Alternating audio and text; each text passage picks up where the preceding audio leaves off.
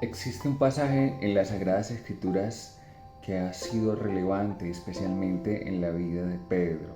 Existen varios escritores y comentaristas que hablan y dicen que Pedro fue uno de los que presenció, o quizás de manera personal, tuvo una experiencia más cercana de lo que Cristo quería enseñarle a su vida. Saben, es un pasaje que encontramos allí en el libro de San Mateo, el capítulo 17, del versículo 24 al 27.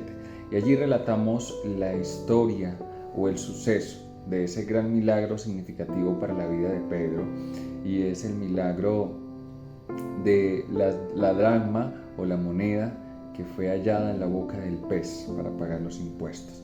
Y dice la palabra del Señor que cuando llegaron a Capernaum se acercaron a Pedro los que cobraban las 2 dracmas y le preguntaron: ¿vuestro maestro no paga las 2 dracmas? Y él le dijo: sí. Al entrar él en la casa, Jesús le habló primero diciendo: ¿qué te parece, Simón?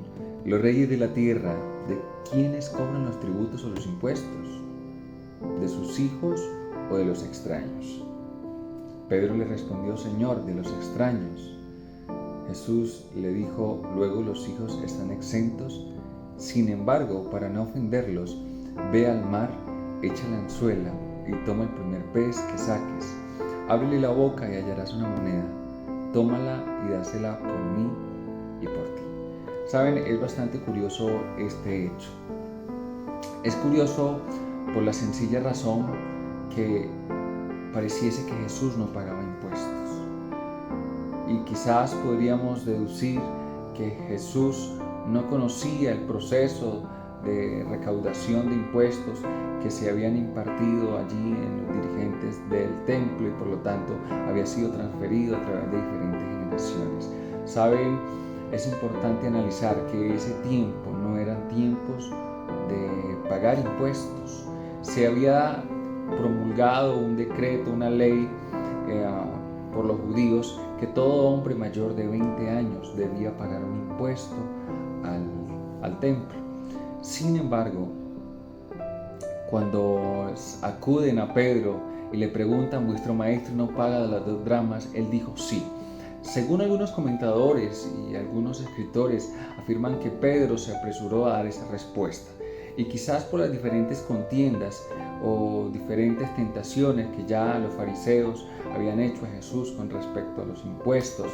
Y lo que Pedro en ese momento quería no era que hubiese algún altercado, alguna confusión, sino que las cosas marcharan correctamente. Así que Pedro se apresura a decir sí. Sin embargo, Jesús ya conocía lo que estaba sucediendo. Por eso es Jesús quien toma la iniciativa de manera inicial cuando Pedro entra a la casa, y Pedro le dice: mira, Simón, ¿qué te parece? Los reyes de la tierra, ¿de quienes cobran los tributos y los impuestos? Jesús quería darle a conocer una gran lección, una gran enseñanza a Pedro.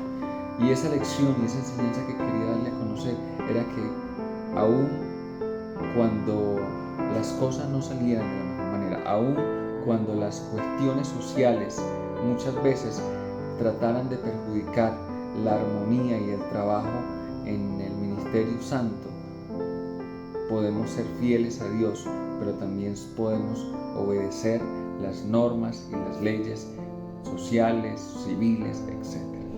Saben, cuando Jesús le dice a Pedro que vaya y tire un anzuelo, y que de la boca de ese pez va a encontrar una moneda, ¿sí? Y que pague el impuesto por él, por los dos, por Pedro y por Jesús, Jesús le está dando a conocer a Pedro que es él quien tiene el control, que es Cristo, el creador de todo el universo, quien hace que la naturaleza pueda obedecerle. Ese mismo Jesús, ese mismo creador, tiene el poder para hacer que cada una de las cosas que sus hijos emprendan puedan tener éxito.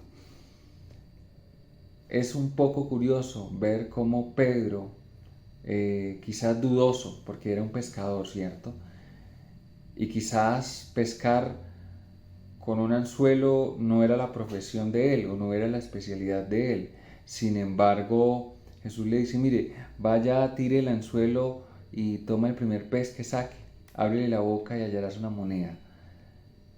Dios tenía el control, Jesús, quien creó el universo, quien creó los peces, quien tiene poder y el control sobre todas las cosas, es quien hace lo que aparentemente para la mente humana y para como seres humanos es imposible comprender.